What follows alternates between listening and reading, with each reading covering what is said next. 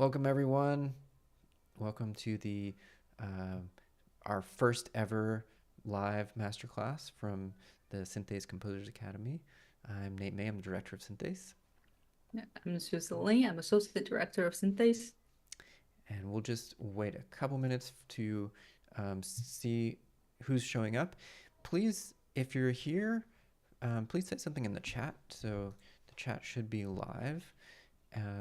And we'd love to just tell us who you are so that we know that your piece is going to be reviewed today.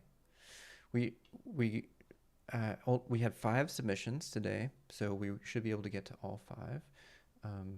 We won't be able to get too in depth with everything, but we do have, as part of the Synthase Composers Academy, we have a studio class which runs every week, and it's interactive, so it's over Zoom rather than over YouTube, and we can actually dig into the pieces in more depth. Susie and I often will listen ahead of time so that we already have notes to share. I always listen ahead of time. Yeah. And then you also have the community of composers around you to support you, and then you get kind of the same people every week, and so it's a really supportive environment. Hello, Ethan. Hello, Josh. Thanks for joining us. Great. Yeah, and looking forward to share your piece. Yeah. Well, shall we dig in? Let's dig in. Should we just go by the order of submission? Sure. Yeah, that sounds good. All right. So in that case, our very first one is by Aaron. Yeah. Aaron participated in our 5-day challenge that we ran, and then won a prize where he got some access to the academy, and now he's back for more feedback. Ready? Yeah. All right, 3, 2, 1, go.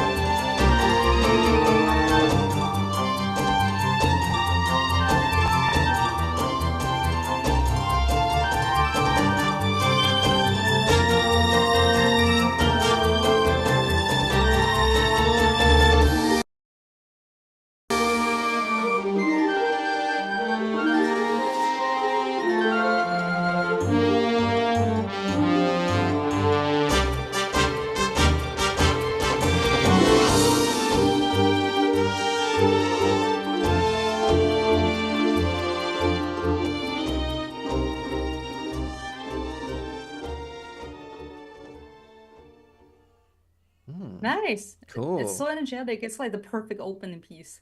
Yeah, I was thinking it's a TV show theme, don't you think? Right.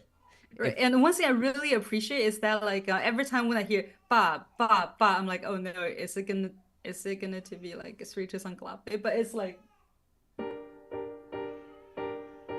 it's not one two three one two three oh, one two one two three one two it's three one three, two. It's two, like one three. two three one two one two three one two three Yeah, one two one two. Yeah, that I is, appreciate that. yeah, cool. Yeah, I mean, I think what you're kind of how you're imagining using this piece, if you're using it for anything, but there are libraries out there that are always looking for really good like theme music for shows and that sort of thing. And if you could get a really good rendering of this and using Note Performer or some kind of high quality VSTs, and you can edit it down to just these little the punchiest catchiest chunks, then somebody might use it as a theme for a TV show, and you could actually get pretty decently paid if that happens. I'm not saying like this isn't like a get rich scheme, but could work really well for that. I mean, like one thing I like, but also somehow feel like a little bit concerned is that I feel like the trumpet line, this line. I can tell that like Aaron did a lot of sort of like the so-called humanization out of it Hmm. to make sure it's not like perfectly on the dot, especially in the middle part. But then because of that, kind of in the middle part, I I can feel like this like intentional creation of dragging a little bit off the trumpet. Hmm. So like here.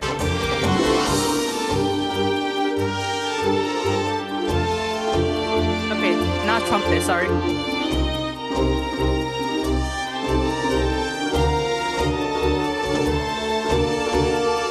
It's like this triplet against this like very punctual, sort of like very rhythmic background. It feels like this triplet it Hmm. just like makes it feel like it's dragging. It's all of a sudden turn it into the string section against everything else instead of working together. Just a little bit of that. What do you think, Nate? Hmm. I hadn't noticed that, Hmm. but there are also some of the tunes I've found, like even when I put it right on the beat, it just there's a little bit of a slow Yeah. attack, and then it always feels Right. like just need to grab it and move it over a little bit. Um, so it There's could like be. nice if it's like when you have this those kind of like those kind of 16th notes, it rushes it forward. Then for Mm-hmm. me, it's just like it pushes it forward, but also like we're sort Okay. of like desync a little bit. Yeah. It's Yeah. simulating the giant stage, and the ensemble is spread across the stage and everyone's like trying to follow the Right. Yeah, conductor. exactly. Yeah. Cool. Really fun piece, Aaron. Yeah. Thank you for And thank you submitting. for submitting. Thank you for being the first person who submitted that. Yeah. It's a perfect opening piece for our entire new series. Yeah. So yeah, Cool. congrats. Yeah, nice work. All right. So, next up, Next up, I am checking is Akbar. Did I pronounce great. Akbar. Akbar? Okay, so it is Symphony number one. Nice. Akbar, are you All here right. in the chat? If so, let us know. I'm gonna try. I have a so right now you should be seeing like a sea of emptiness that screams this is a Apple device, and you will see Oh, a there we go. score dropping in. All right, are we ready? Yeah. It's kind of a long piece, so we'll just basically go while talk. I guess it's 8 minutes and a half. Okay, so we'll chat while we're listening. Yeah, ready? Hmm.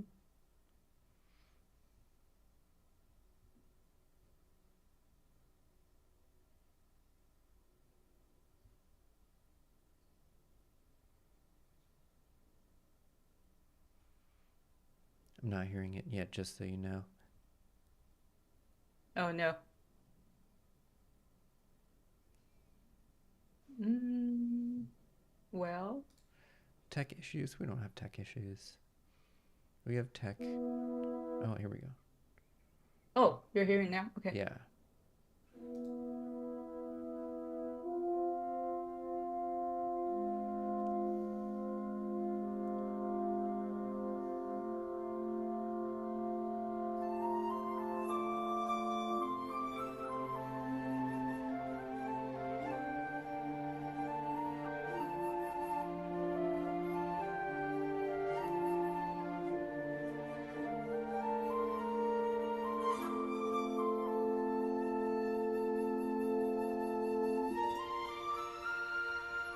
Nice doubling.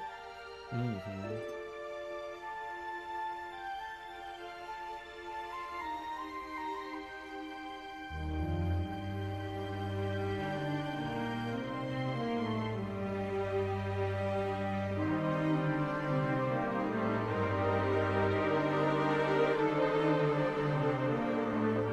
There's kind of an instability to the harmony. Oh yeah. The low string is really nice.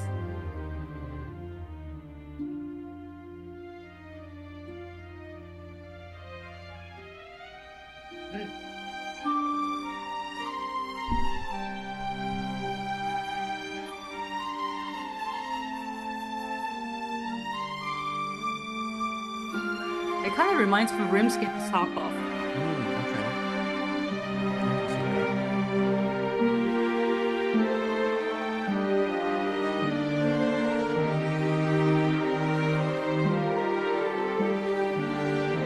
I do wish there were more just moments of rest harmonically where things kind of came together more a little bit because everything is it almost makes things feel all equally unstable, equally unstable. Well, your wish might come true.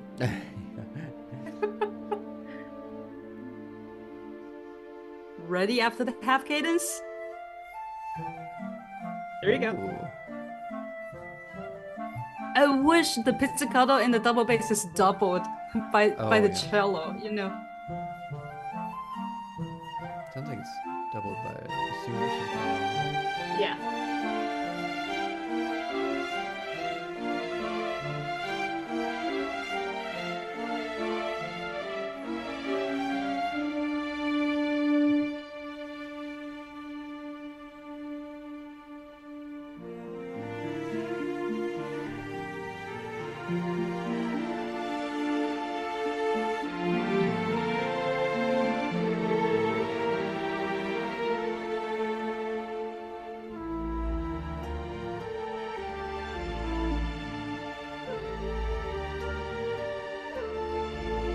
The flutes might be actually buried in Yes. actual performance because it's kind of like in kind of a low register.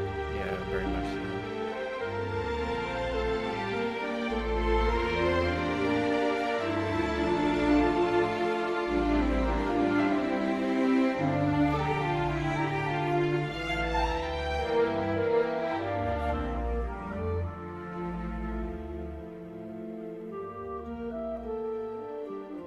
That's a kind of an unusual doubling of like harp and clarinets.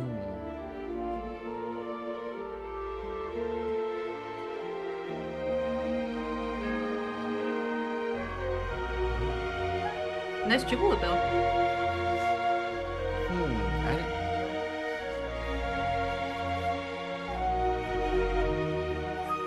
Do you want me to pause so you can talk? Oh no, it's okay. Yeah. When tubular bell comes in, it feels like a moment to me, and it wasn't clear why that moment was happening right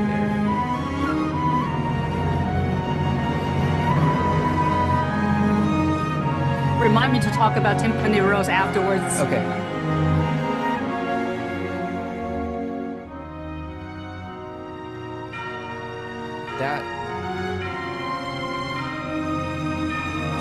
That feels like foreshadowing. Hearing the chimes. I like that. Yeah.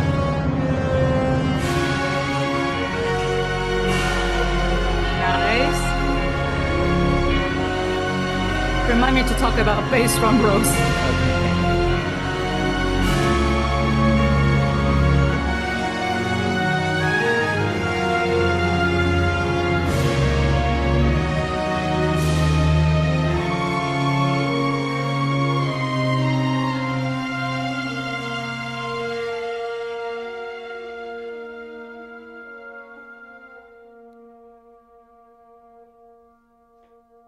Ooh.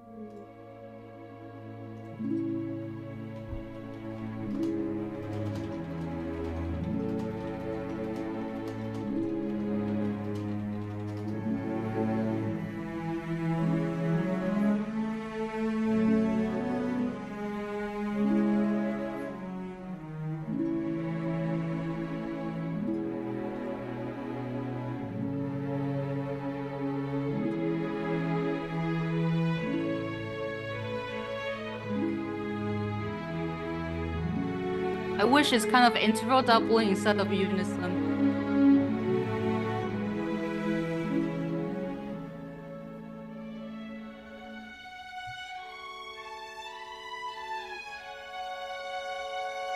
Nice.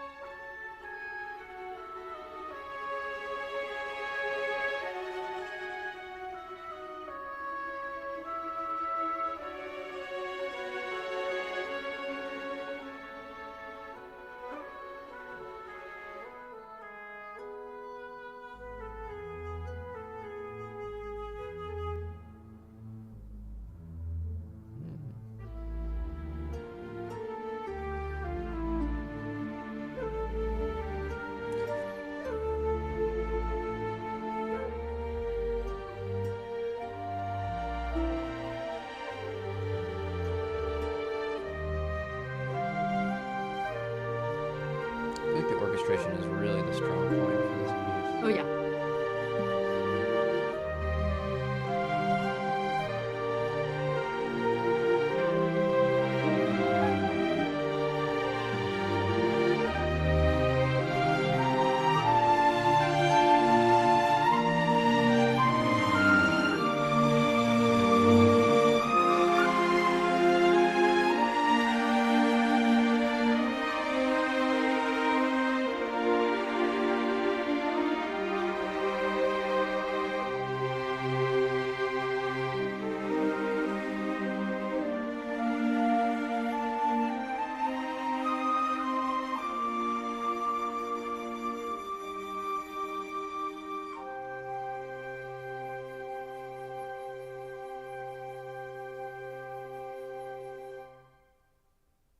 All right. The Nice work, Akbar.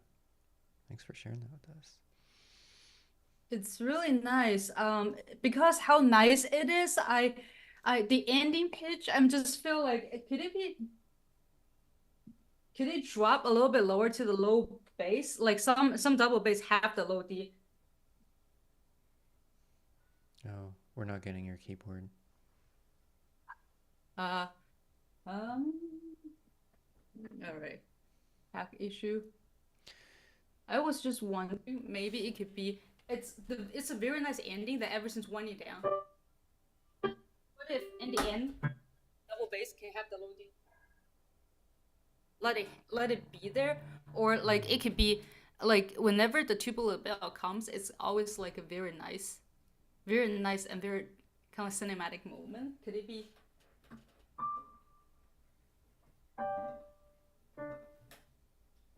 Then double with tubular bell. So it's like let it hang over there. Then whenever like I guess whenever people think about string pizzicatos, it be like something you always think as if there's something really staccato, but like it could be a really nice addition to those long notes. What if holding those long notes, like little pizzicato in the double bass and the first violin could be really nice. Which long notes are you referring to at the end? Yeah, because Mm-hmm. like I feel like everything is so carefully sought out. I feel like the last note deserves a little bit more Mm-hmm. intention. Yeah.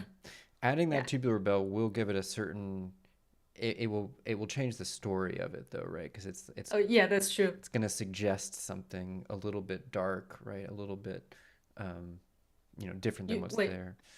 you think Tubular Bill is dark? It's like foreboding or something. I think of it's like a like uh funeral bells or something. I feel like It's been the Really? images have been drilled into my mind through so many different symphonies and stuff. Mm. Okay. But yeah, you were going to talk about bass drum rolls and timpani rolls, and then we should move on. Right. Okay, so the same with like rolls is that like whenever you have like a timpani roll or a bass drum roll, it's really nice to have those because it's a nice background. However, you also try it out with your like a with a real orchestra. Then like it might muffle everything articulate on top of it. It might have like a muffling effect, just Mm. like assuming it's kind of like it just creates a little like smudge over all of your notes Mm. sometimes, especially with bass drum. Timpani is slightly better Masking sort of depending on how effect. intentional your player is. Mm, Yeah, okay. like another thing is that I would say like always think about like what's the registration of like your current instrument? Are you putting your important line at your important instrument's strong register? Mm-hmm. Like I remember there's like one part, the two flute line, like the two flute, they're playing a beautiful line, but then because of everything else is going on, they're kind of like a second to the lowest octave. Like they might not like talk out, even though it's a very mellow and very beautiful register. So there's Mm-hmm. also that. Yeah, that might be a kind of a stronger register for clarinet or something, perhaps. Yeah. Or mic'd flute. Don't want to go there, but um, Recorder. yeah. Cool. All right. Well, thank you so much. That was a really cool piece, It's a and really nice piece. glad we got to listen to it. All All right. right. Next we have Hudson. Oh, and while you're pulling that up, Ethan has a comment. I think each Okay. section of this piece is well constructed in isolation, but I sometimes wish that there were stronger or at least longer transitions between the ideas. Okay, cool. Yeah, I kind of wish that too. Because like right now I feel right now you almost give me a little bit of like a picture kind of feel because like you're going from like one place to another. In Mm, that case, we might want the picture transition scene, okay, if you know yeah. what I'm talking about. It, Yeah. yeah. The dun dun dun dun dun. That one, Yes. yeah. So it's like whenever we get to a new painting, there's like something over there to Yeah. tell us, oh yeah, we're at the new painting. Hmm. Anyway, this is the improv by Hudson. Hudson. Cool. Ready? Yeah.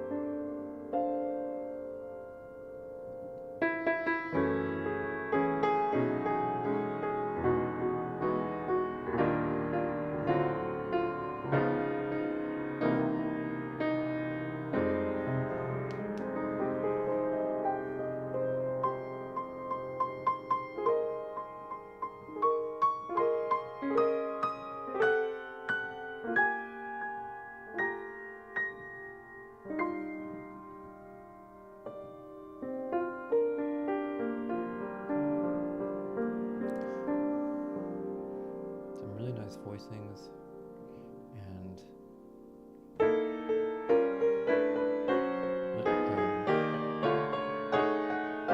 voicings in both sense of the words, as in the chord voicings and also the way that the chords are being voiced on the piano.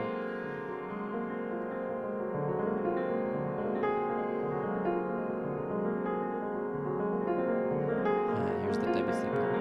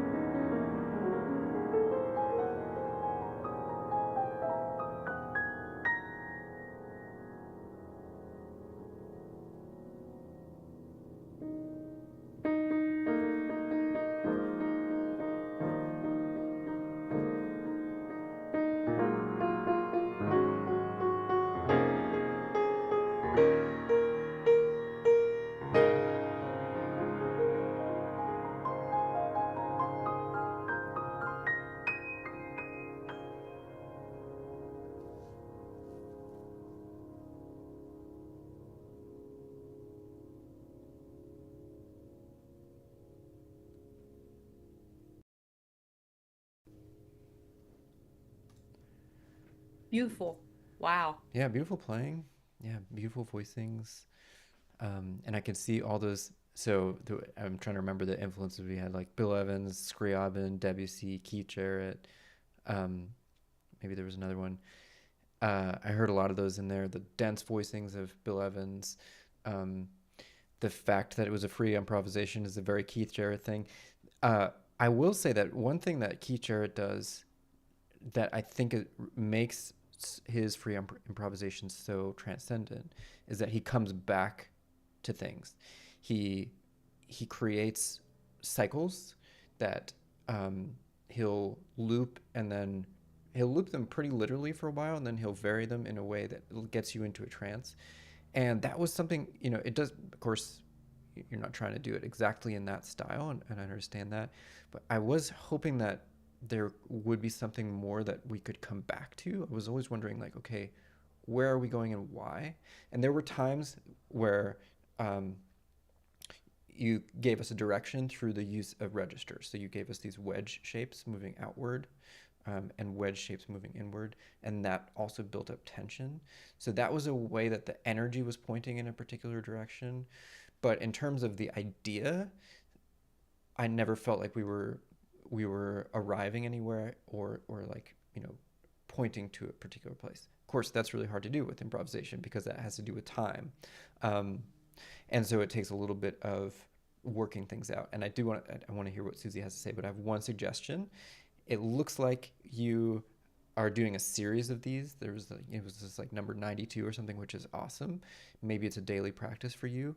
One thing that I used to do as a daily practice is what I would call a palimpsest, where I'm improvising and I'm recording the improvisation so I can refer back to it. And the improvisation is a piece. So it's not like I'm working toward a product, but I'm also working toward a product. So basically, I'm working out a composition, and the process of working out the composition is a composition. And I'm doing both of those things at once. So it might mean looping something and changing it, but the way I'm looping it and changing it is also I'm trying to do that in a musical way, and I'm recording it. So that could be an interesting exercise for you. I know it was a really helpful way for me to come up with compositional ideas, but also make it an improvisational exercise. All right, I'll shut up now. I mean, beautiful. And I guess for improvisation, I always feel like there are two kinds of improv. One is like you improv for yourself where you're listening to yourself playing, you're enjoying the sound of what's coming out of it. Then you respond to yourself playing and you respond to the sound in the room. That's the improv I feel. And the end of the improv, like those are much harder to do when you're sort of like in a concert hall. Like I feel like I'm pretty I feel like at the time being I feel like okay, I'm getting better at improv then until I'm on a stage. Then all of a sudden it's like I feel like I could listen to myself just create something like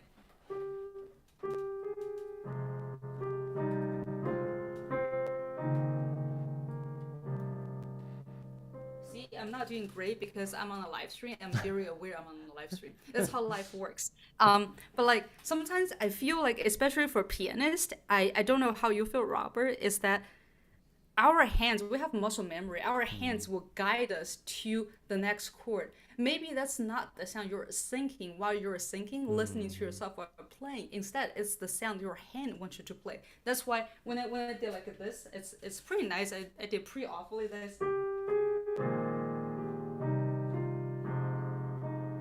My hand landed on it, even though my mind does not want to line get over there. So like there was a time being I was just trying improv, but one note at a time. What if I can only use two fingers? In that way, I'm forcing myself to think about something different.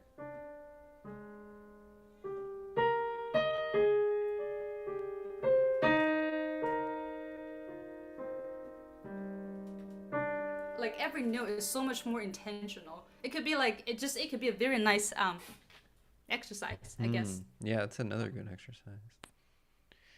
Cool. Well, thank you, Robert. And I don't think we've had a free improvisation piece yet, so it's a really treat. It's a treat to get one, something like that. Oh yeah. All right. So what do we got next? What do we get next? And while you're pulling that up, I'll just read in the chat. We've got a lot of support for Robert, and then Robert also says, I've only been doing this kind of thing for about a year, and I can't yet hold together improv longer than 5 minutes or so. And also Keith Jarrett talks about turning off his mind and letting his hands find some music. Kenny Werner, viewing yourself as if from the outside. Yeah, I definitely, effortless mastery was a big influence for me years ago. So the next one is by Ethan. Ethan, great. And Ethan is here, so. Ethan is here. You're up, Ethan. Are we ready? Yeah. All right, I am pulling it up.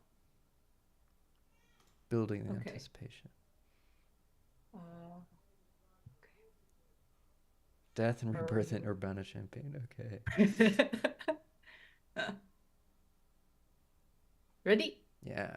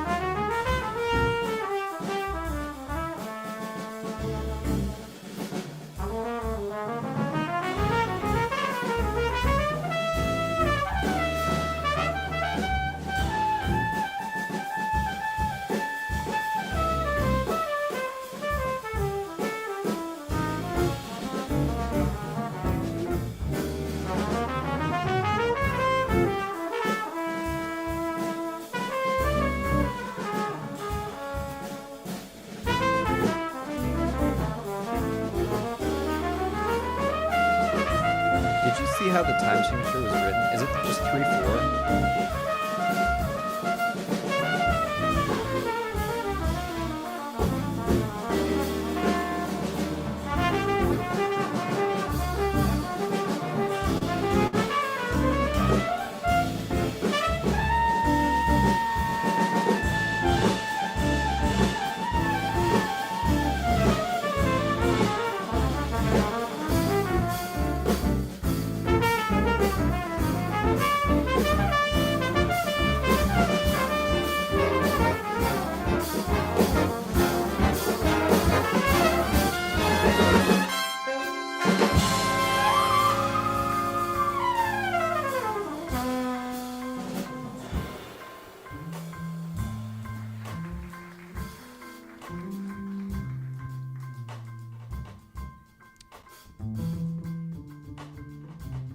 So he has a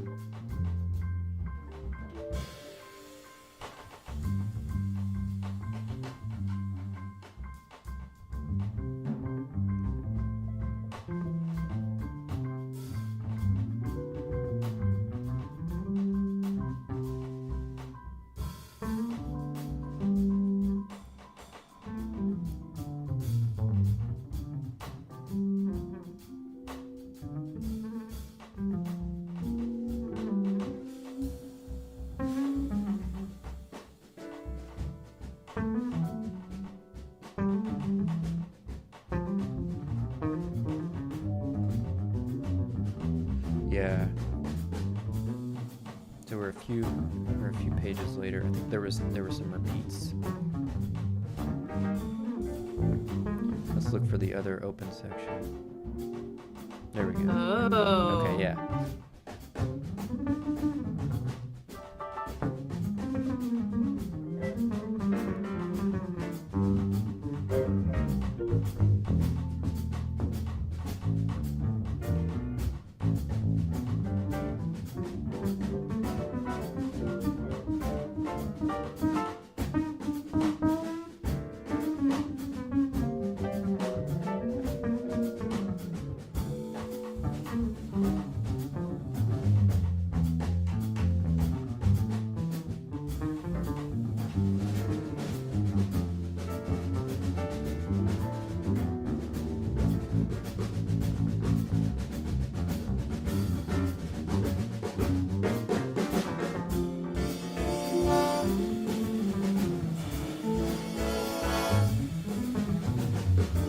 Nice. Yeah. I like these backgrounds. Oh yeah.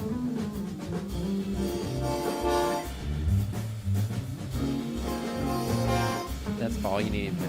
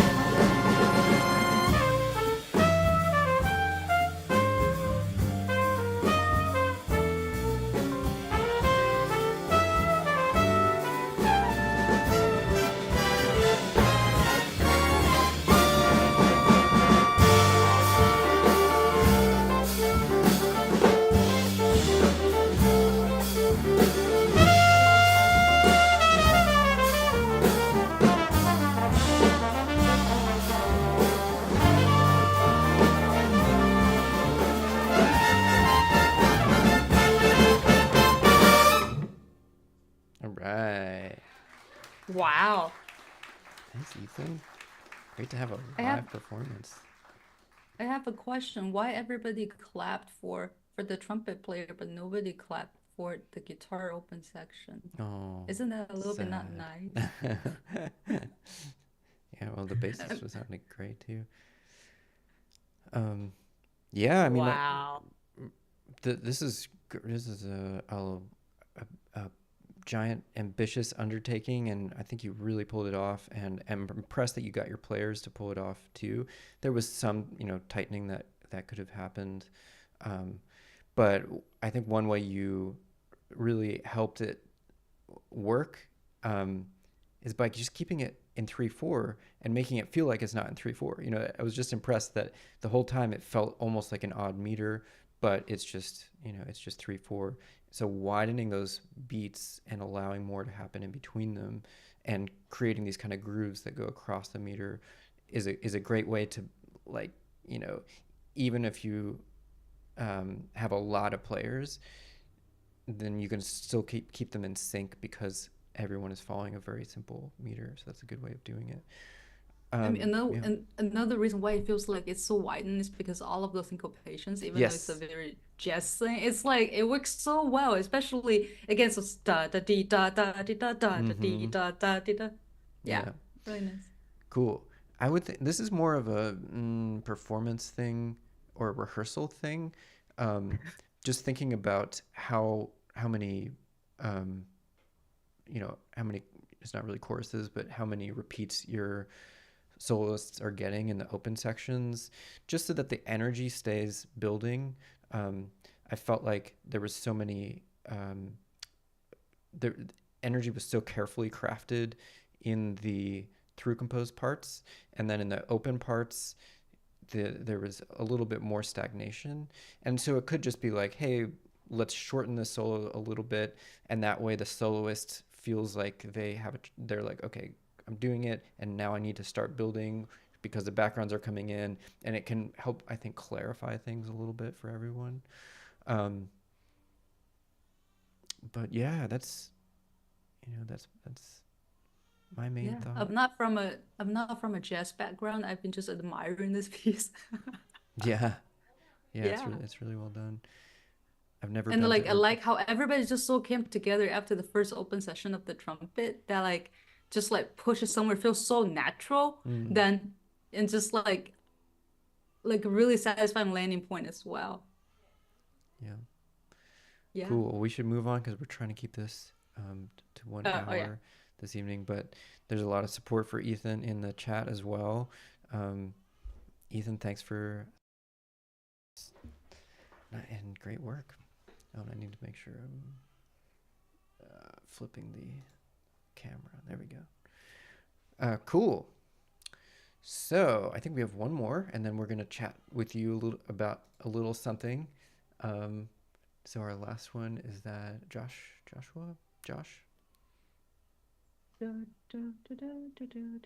Oh, it's here. Great. All right, are we ready? Yeah.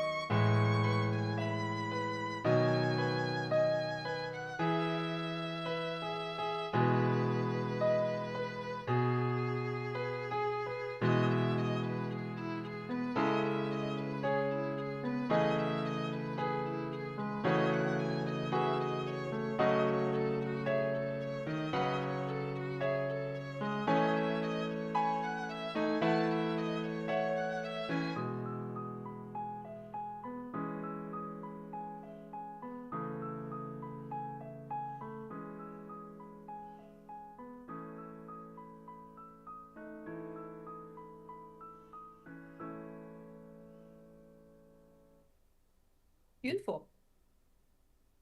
Nice. Yeah. One thing I just like at the beginning, I like how I need to share version sound. I like how beautiful it is, and it's being like carefully passed around between violin and piano.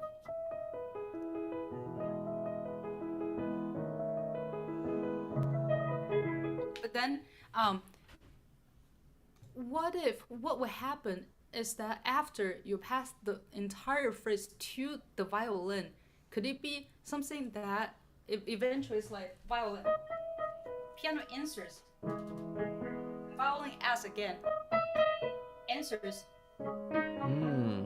ask, answer. A little pas de deux.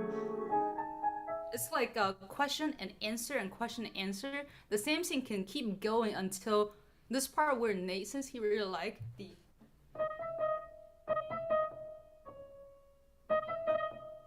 Then at that point, like right now, we feel everything's kind of like in a bars, da di da di da di da di, or da di da da da da di da da da. Could it be piano answers?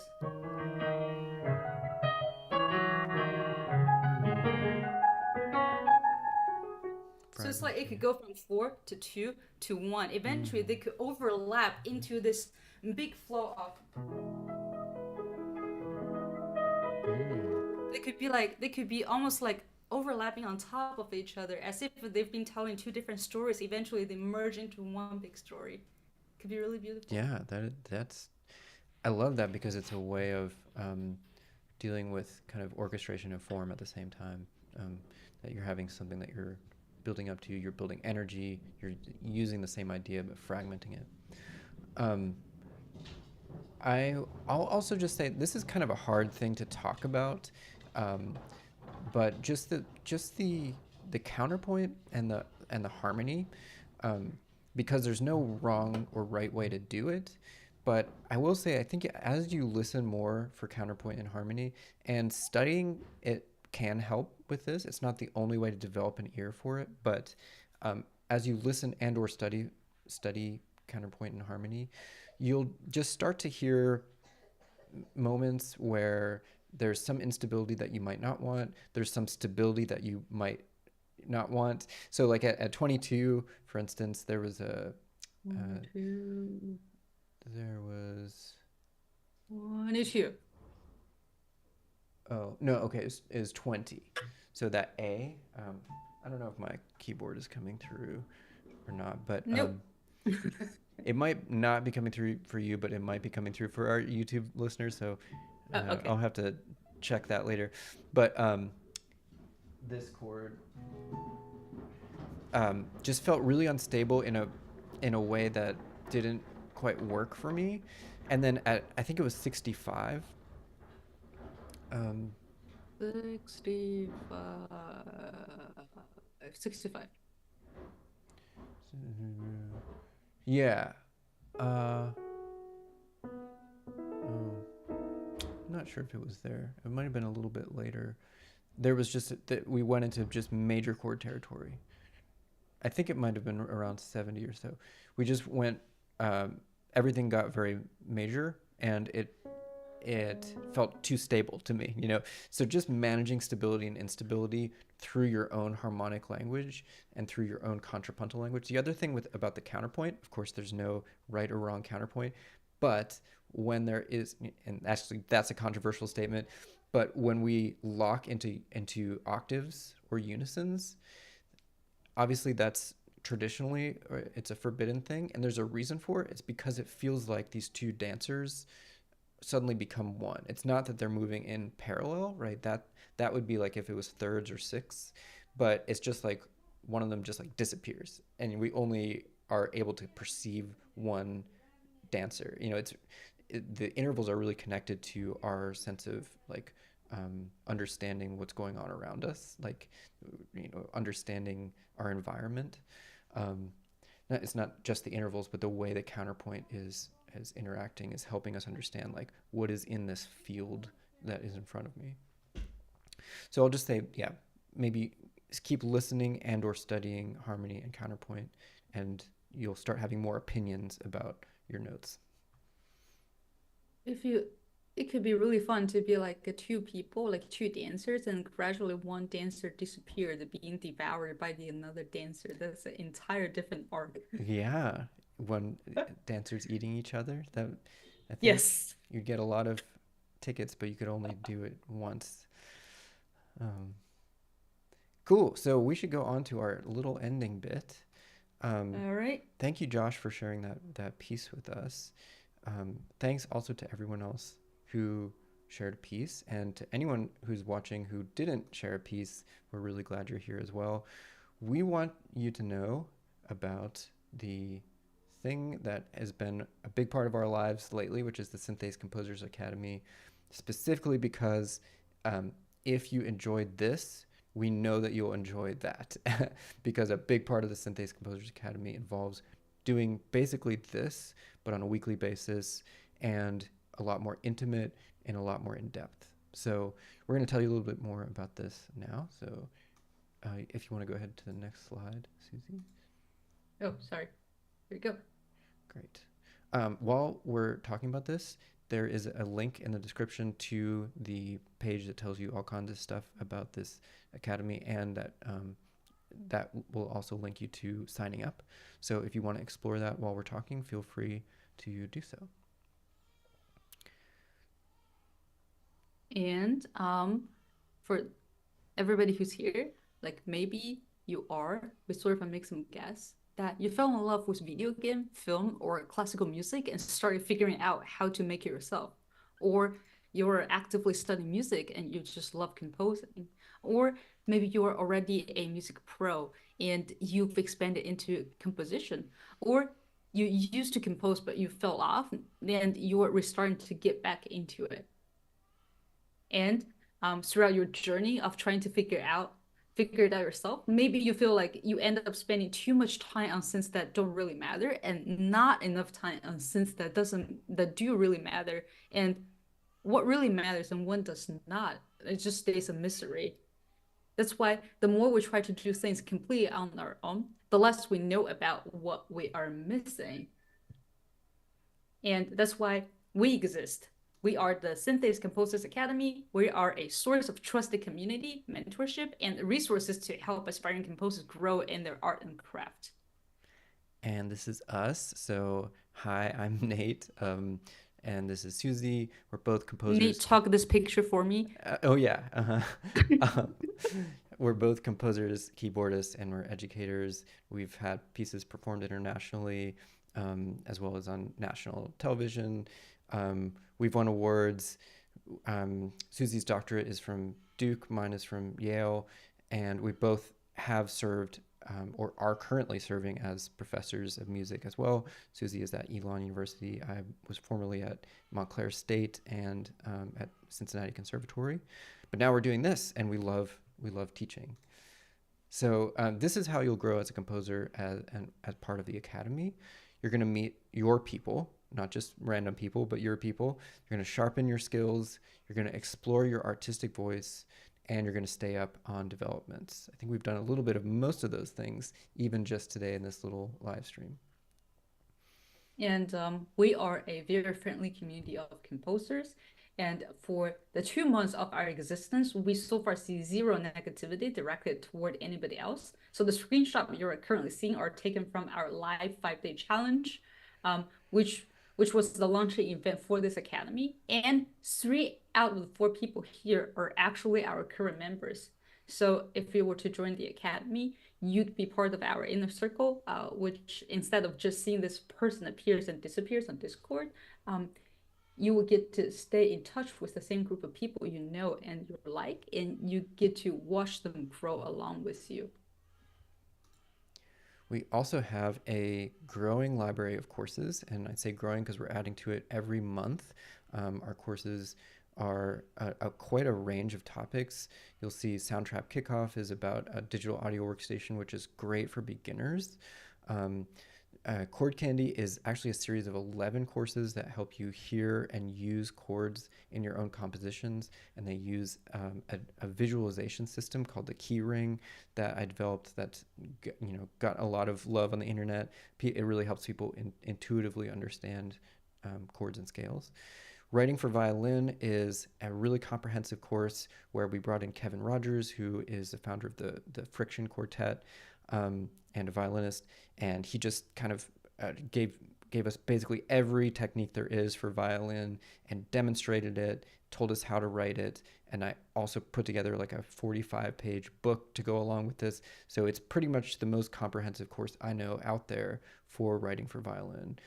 Groove Theory is a little theory course specifically in Soundtrap to just get you up and running, especially if you're making electronic music. And we have more coming. We have one on Ableton Live that's coming, one on storytelling with melody. And also just resources that are not courses as well, like the Composer's Toolkit. We have various little replays and things like that. And we also host studio classes on Wednesdays at either afternoon or evening. We think that as composers, we always appreciate feedback from someone else, but sometimes it's really hard to get the second opinion, especially if you're not in a composition program anymore. The studio class works very similarly to our live stream from the perspective that we will still be giving feedback on your work or your work in progress. And if you have to miss a week, you can always find and watch the replay on our website. However, it will be in more depth since now, like in studio class, we spend like 20 something minutes on your music, and it will be more interactive because we will hear back from you and we will be having a discussion. And we do listen ahead of time and take notes. And even better, we will periodically bring in composers in residence. So for example, our composer in residence for last month was Dan Truman, an internationally acclaimed composer, as well as a composition professor at Princeton University. Dan did a very long podcast with us, which is actually on the Academy, and he taught 2 studio classes to our Academy members. So we also have perks. These discounts can actually save you hundreds of dollars per year. If you do want to join our private studios, we've done a lot of work helping students get into music programs or people who are just hobbyists, which we fully support. We've done a lot of really transformative work with them one-on-one. So you get 10% off private lessons with us. You get 10% off our Synapse composition workshops, which is where you can hear pieces performed by professionals and recorded, your own music performed and recorded and workshopped by professional instrumentalists. Like on this Saturday, we have our showcase where you're going to hear 4 new works by students for violin performed by a great violinist in New York named Leah Asher. And you get 30% off Ableton Live, which is huge. So, Oh yeah, Ableton's expensive. yes, yeah.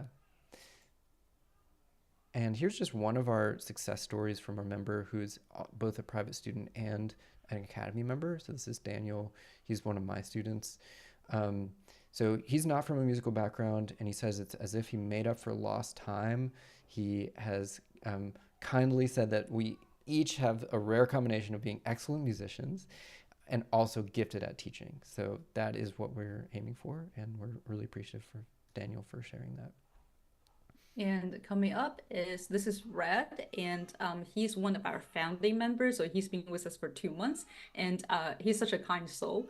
He will really go out of his way to greet people in Discord. He will be like, "Oh, I see Nate and Susie are not greeting you yet." Yeah. And welcome. I want to say welcome. So this is from Red. Red says Synthase has been a wonderful place for my musical talent to grow, educating me through its videos and other people's inputs. It's a great place to show others what you're capable of and receiving positive feedback, no matter your skill level. And it's where my own confidence has been boosted by others, even though I'm new to composing. And you Yay. might be wondering, how expensive are we? We're not that expensive. Um, we are, if you like to pay as you go, our monthly membership is $30 per month. And if you like to be our annual member, you will be paying even less, which is at $20.80 per month. And of course, you can cancel anytime, so no worries at all. And and we're new, so we would love for you to help us shape the future of the Academy by Yeah. giving us suggestions. And, we're building things in order to serve our current and future members. So we'd love for you to be a part of that. So find out what you don't know because you don't know it, and we can help you find it out. So join the Synthase Composers Academy.